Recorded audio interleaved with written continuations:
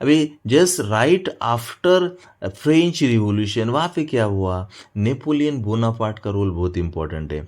Napoleon's rise to power was fueled by the chaos following the French Revolution, marked by political instability, economic crisis, social unrest। जैसे revolution हुआ वहाँ पे political instability हुई, ठीक है ना। अभी फ्यूडल सिस्टम नहीं है, नोबल्स नहीं है, तो सिस्टम नहीं है, तो एक नया सिस्टम कुछ तो लगेगा। पावर चाहिए, कोई तो भी पावरफुल चाहिए जो इन सबको एक रखेगा।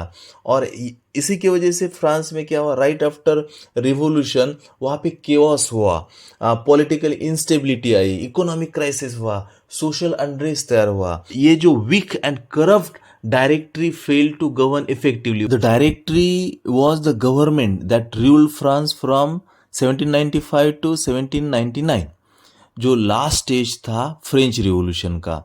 And it was called corrupt because of its inefficiency, mismanagement and wide spread corruption. इस समय में पॉलिटिकल इंस्टेबिलिटी बहुत ज़्यादा था और उसका रीज़न था फ्रीक्वेंट चेंजेस होते थे। Directory faced constant political turmoil, frequent changes in leadership and policies, और इसकी वजह से गवर्न करना बहुत मुश्किल हो गया था।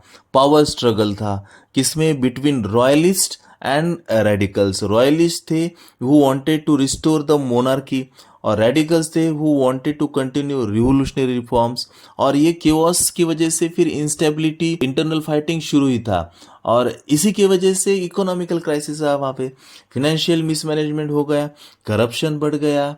और इस डायरेक्टरी को ऐसे में they have to relied heavily on the army to suppress uprisings, maintain order. लोग गुस्सा हो रहे थे, रेडिकल्स आंदोलन कर रहे थे, तो उनको सप्रेस करने के लिए उनको मिलिट्री पे ज़्यादा डिपेंड होना पड़ता था।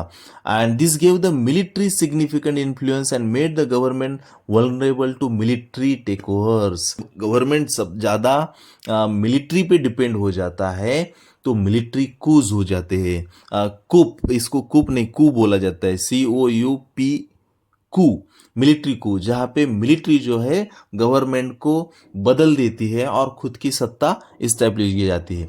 तो जब ये डायरेक्टरी रूल कर रही थी, इस केओस की वजह से मिलिट्री को एक चांस मिल गया, इस मिलिट्री पे ज़्यादा डिपेंड भी हो गई थी। तो इसकी वजह से नेपोलियन जैसे अच्छे कमांडर्स थे को चांस मिला to gain power, and because of this और नेपोलियन बोनापार्ट का वहां पे राइज हुआ। जब नेपोलियन बोनापार्ट ने कंट्रोल लिया 1799 में, it is actually mark the end of the directory and the beginning of new era in French history. Napoleon rose to power after the chaos of revolution, and he became the first consul, effectively gaining absolute control over France. Napoleon जब सत्ता में आया तो उसने सबसे important code बनाया, उसे civil code बोला जाता है, उसको नेपोलियनिक कोड ऐसा भी बोला जाता है, जो 1804 में आया। इसमें पहली बात उसने क्या किया, equality before the law. Napoleonic code abolish privileges based on birth, ensuring equal legal rights for all citizens, जो फ्यूडल सिस्टम में नहीं था।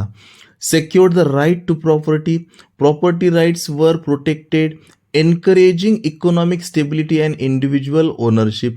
इसके पहले सारा प्रॉपर्टी फ्यूडल लोगों का था, जो राजा थे, सरदार थे, उनका था, और ये वहाँ पे जो खेती करते थे उनको उसके ऊपर टैक्स देता था। अभी वहाँ पे नहीं, प्रॉपर्टी राइट्स फॉर प्रोटेक्टेड कि that you can have your own property, और उसके वजह से इकोनॉमिक स्टेबिलिटी और इंडिविजुअल ओनरशिप बढ़ गया। सिंप्लीफाइड एडमिनिस्ट्रेटिव मेजर्स, इस कोड का तीसरा बात। पहले कॉम्प्लेक्स फ्यूडल लॉज वर जो थे they were replace with clear standardise legal procedures, क्योंकि लोगों को आसानी चाहिए होती है काम करते समय, और वो आसानी सिंप्लीफाइड एडमिनिस्ट्रेटिव मेजर्स की वजह से आ गया। Abolished feudal system, the code ended feudal obligations, freeing peasants from serfdom and manorial dues। serfdom क्या होता है, जहाँ पे आप फ्यूडल के लेबरर्स हो, आप उनके सर्फ हो, और मेनोरियल ड्यूज क्या है, जो मेनोर थे, मेनोर को एक टैक्स दिया जाता था, वो टैक्स, और ये सर्फडम तो जो फ्यूडल लेबरर्स थे, बॉन्डेड लेबरर्स जैसे, वो किसान सब फ्री हो गए इस कोड के वजह से। Freed peasants from subdom and monorail dues. That is the next point. Peasants were no longer bound to the land or required to pay dues to feudal lords, improving their social and economic status. जब आपको tax ज़्यादा नहीं देना पड़ेगा तो वो पैसा आपके पास रहेगा and it will improve your social and economic status, and that is what happened after this civil code of 1804. Guild restrictions removed. ये क्या था? The removal of guild monopolies allowed for free trade and industrialization. तो पहले guild monopolies थी. Guild means associations of craftsman, businessman. इनका एक association होता था and they had restrictions over new trading. इस कोड के वजह से ये जो गिल्ड मोनोपोलीज है इसको रिमूव किया गया and because of that free trade and industrialization happen. तो जाहिर सी बात है, अगर कोई ट्रेड में हो, जो वहाँ के सरदार थे, नाइट्स थे, उनसे रिलेटेड लोग थे, वही उस व्यापार में रहे. इसकी वजह से इन एसोसिएशन ने नए लोगों के ऊपर रेस्ट्रिक्शन डाले थे, आने नहीं देते थे व्यापार करने के लिए, ट्रेड नहीं होने देते थे.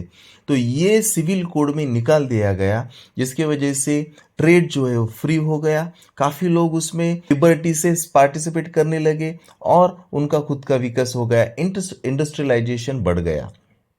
नेक्स्ट है transport and communication system improved. Napoleon invested in infrastructure, building roads and bridges to connect France and facilitate trade and movement. Napoleon की कोड की वजह से फ्रांस में एक स्टेबिलिटी आई, एडमिनिस्ट्रेशन क्लियरिटी आई, इकोनॉमिकल स्टेबिलिटी आई. ये सारी चीज़ें हुए, एक सिस्टम बना, एक देश बन के फ्रांस उभरा. But along with that, there were some negative aspects of Napoleon's rule, and what they were: took away political freedom. Napoleon centralized power, reducing the role of democratic institutions and limiting political participation. Next है increased taxes. He laid down heavy taxation and this was imposed to fund Napoleon's military campaigns and administrative reforms. मतलब जहाँ पे हम वहाँ पे tax remove कर दिए गए थे मैनर्स के, लेकिन यहाँ पे देश चलाने के लिए ऑब्वियसली टैक्स तो लगेगा, लेकिन वो कितना ज़्यादा होना चाहिए. He had that heavy taxation and because of that actually people felt negative about him. Then imposed censorship. Freedom of speech and press were restricted to suppress dissent and maintain control. मतलब ये irony हुआ कि जहाँ पे French revolution freedom of speech के लिए हुआ था, प्रेस के लिए हुआ था, उसी को नेपोलियन ने रेस्ट्रिक्ट कर दिया.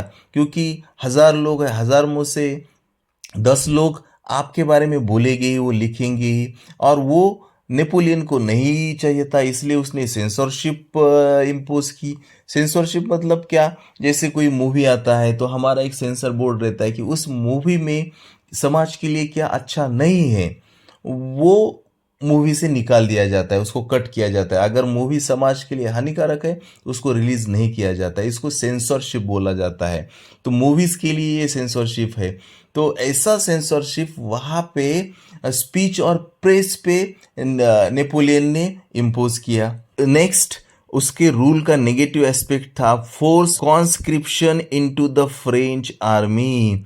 उसने फ्रेंच सिटीजन्स को कंपल्सरी आर्मी ज्वाइन करने के लिए फोर्स किया. Many French citizens were drafted into the army to support Napoleon's wars leading to widespread resentment. So obviously जब आप बोलोगे देश बनना है तो आर्मी भी स्ट्रांग चाहिए, तो उसको लगा कि हमें आर्मी स्ट्रांग बनानी है, तो हर कोई they were force to become compulsorily the member of French army, and that was a negative aspect of Napoleon's rule.